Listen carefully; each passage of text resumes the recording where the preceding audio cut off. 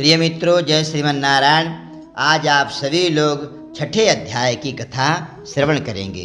नारद जी ने कहा, जब 2 घड़ी रात अवशेष रहे तब तिल कुश अक्षत चंदनादि लेकर के शुद्ध होकर के जलाशय पर जाए। नहर की अपेक्षा क्रम से 10 गुना झरना में पुण्य मिलता है, झरना से 10 गुना नदी में, और नदी से 10 गुना संगम पर स्नान करने से फल अधिक होता है, और तीर्थ में स्नान करने से इनका दूना फल प्राप्त होता है।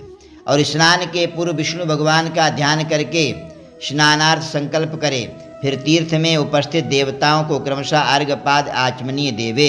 हे ऋषिकेश, आपको प्रणाम है, मेरे दिए हुए अर्घ्य को आप ग्रहण करें। वैकुंठ, प्रयाग तथा बद्रिकाश्रम में जहाँ कहीं भी भगवान विष्णु गए, वहाँ भगवान से 3 प्रकार से अपना पैर रखा था।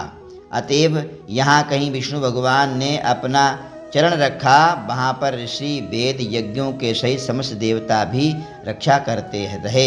हे जनार्दन, हे दामोदर, हे देवादिदेव, आपको प्रसन्न करने के लिए मैं विधिवत कार्तिक में प्रातः स्नान करूँगा या करूँगी, ऐसा संकल्प करना चाहिए। हे दामोदर, मैं आपका ध्यान और आपको प्रणाम करके इस जगह जल में स्नान करने के लिए जा रहा हूँ या जा रही हूँ। आपकी कृपा से मेरे समस्त पाप नष्ट हो जावें। हे हरे, कार्तिक मास में व्रत तथा विधि पूर्वक स्नान करने वाला मैं अर्घ देता हूँ, आप राधिका के सहित ग्रहण करें। हे कृष्ण, हे प्रबल राक्षसों के नाश करने वाले भगवान, हे पापनाशक, इस कार्तिक मास में नित्य नैमित्तिक कर्मों के द्वारा दिए हुए मेरे इस अर्घ को आप स्वीकार करें। कार्तिक मास में स्नान करने वाला भागीरथी गंगा विष्णु शंकर तथा सूर्य का ध्यान करके जल में प्रवेश करे और नाभि पर्यंत जल में खड़ा होकर के विधि पूर्वक स्नान करे। गृहस्थ तिल और आंवले का चूर्ण लगा करके विधवा स्त्री तथा यति तुलसी के मूल की मृत्तिका लगा करके, तुलसी के पौधे के नीचे की मिट्टी ले करके और शरीर में मल करके स्नान करें। सप्तमी, अमावस्या, नवमी, त्रयोदशी, द्वितीया, दशमी तिथि को आंवला तथा तिल से स्नान नहीं करना चाहिए। प्रथम मल स्नान करके पुनः मंत्र स्नान करें। स्त्री और शूद्र वेदोक्त मंत्रों से स्नान ना करें, उन्हें पौराणिक मंत्रों से स्नान कर लेना चाहिए। स्नानार्थ मंत्र जिस भक्त भावन भगवान ने देवताओं के कार्य के लिए 3 प्रकार का रूप धारण किया था, वे ही पापनाशक विष्णु भगवान अपनी कृपा से मुझे पवित्र बनाएंगे। विष्णु की आज्ञा से कार्तिक व्रत करने वालों की समस्त इंद्रादिक देवता रक्षा करते हैं, अतः वे सब मुझको पवित्र करें। बीजों, रहस्यों और यज्ञों सहित समस्त वेदों के मंत्र, कश्यपादिक ऋषि, इंद्रादिक समस्त देवता मुझको पवित्र करें। गंगादि सभी नदियाँ, संपूर्ण तीर्थ, 7 समुद्र और समस्त जलाशय हमको पवित्र करें। अदिति आदि सती नारियाँ, यक्ष, सिद्ध, सर्प, सब औषधियाँ, 3 लोकों के पर्वत मुझे पवित्र करें। इन मंत्रों को कह करके स्नान करने के पश्चात व्रती हाथ में पवित्री धारण करके देवता, ऋषि, मनुष्य तथा पितरों का विधि पूर्वक तर्पण करे। कार्तिक मास में पितृ तर्पण करते समय जितने भी तिल तर्पण में रहते हैं, उतने वर्ष पर्यंत व्रती के पितृगण स्वर्ग में आवास करते हैं। तत्पश्चात व्रत करने वाला जल से निकले, शुद्ध कपड़ा पहने और प्रातः काल के सब कृत्यों से निवृत्त होकर के पुनः विष्णु भगवान का पूजन करना चाहिए।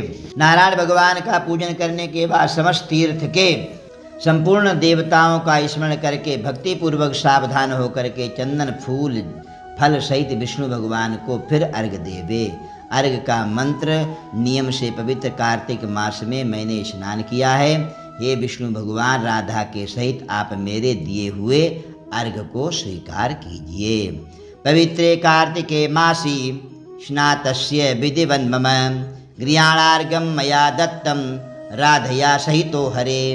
इस प्रकार से मंत्र को बोले तथा चंदन फूल और तांबूल आदि से वेद के पारंगत ब्राह्मणों को श्रद्धा पूर्वक पूजन करे और बारंबार साष्टांग दंडवत प्रणाम करे। ब्राह्मणों के दाहिने पैर में तीर्थ रहते हैं, मुख में वेद और समस्त अंगों में देवतागण निवास करते हैं। ब्राह्मणों की पूजा करने से उन सभी की पूजा हो जाती है। इस भूतल में विष्णु भगवान गुप्त रूप से ब्राह्मण के रूप में निवास करते हैं। अपने कल्याण की कामना रखने वाले लोग इनका ना कभी अपमान करें और ना इनका कभी विरोध करें। फिर एकांत चित्त से विष्णु भगवान की प्यारी तुलसी का पूजन करके और उनकी प्रदक्षिणा 4 प्रदक्षिणा करें। हे देवी, हे तुलसी, देवताओं ने ही प्राचीन काल से तुम्हारा निर्माण किया है और ऋषियों ने तुम्हारा पूजन किया है। हे विष्णु की प्यारी तुलसी, आपको बारंबार नमस्कार है। आप मेरे सब पापों को नाश करो। इसके पश्चात स्थिर चित्त से विष्णु भगवान की पुराणोक्त कथा को सुनना चाहिए और भक्ति पूर्वक वेदज्ञ ब्राह्मणों का पूजन करना चाहिए।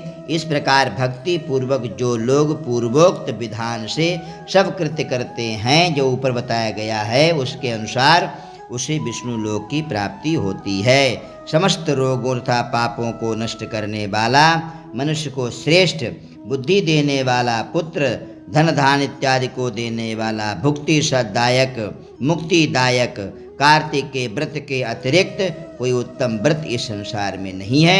इसलिए इस कथा को अवश्य सुननी चाहिए। जय श्रीमन्नारायण।